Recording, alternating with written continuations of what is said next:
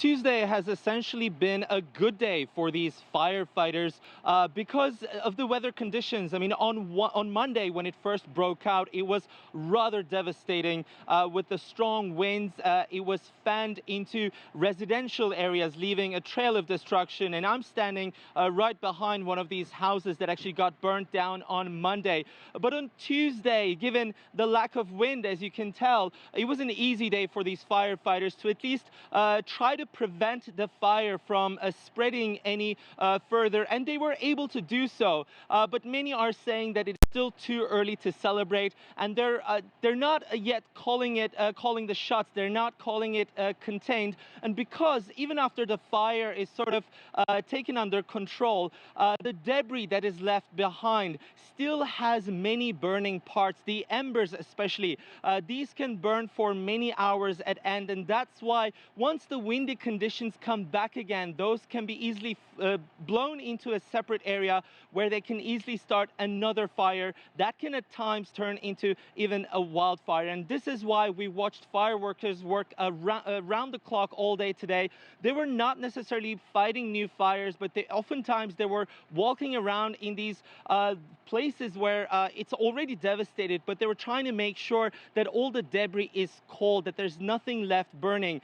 Because the big warning today we're hearing from all of the forecasters in that those infamous Santa Ana winds will be picking up again 11 p.m.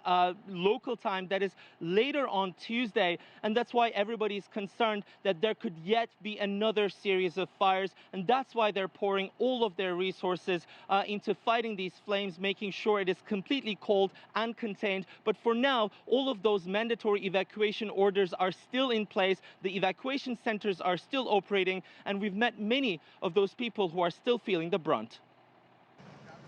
Firefighters have been working round the clock to prevent the Getty fire from spreading to different parts of LA. For now, they've been lucky, but they fear the worst may still be around the corner. Officials issued another red flag warning based on the extreme weather forecast. We're hopeful that we get the majority of it out before the Santa Ana winds begin again tonight at 11 p.m. Once that starts, we have the potential for a new firestorm to begin through here, and this is what we know as a fire corridor where fires have pushed through here and they end up down all the way to the ocean. The main task now is to remove anything that could trigger more fires, most importantly, the leftover embers.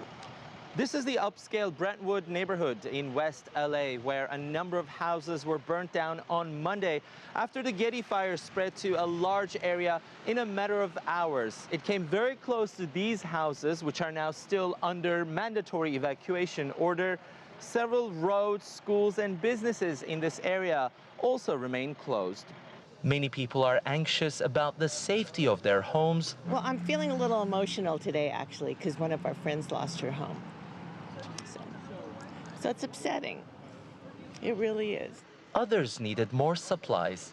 We're trying to come back and get some things for some medications and things for the pets, and maybe some more clothes, because it seems like we're going to be out a little longer than we thought.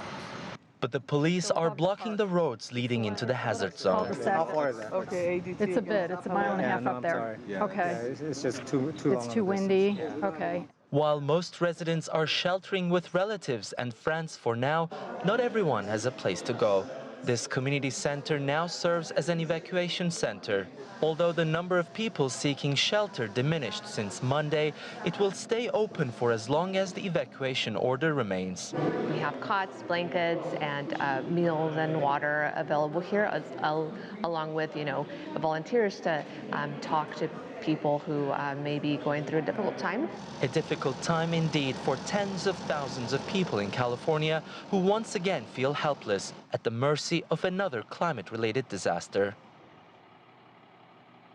Mind you, this is nothing new for California. Residents here have been seeing these disasters occur year after year, and there's a true sense of frustration here, not just among the residents, but also officials.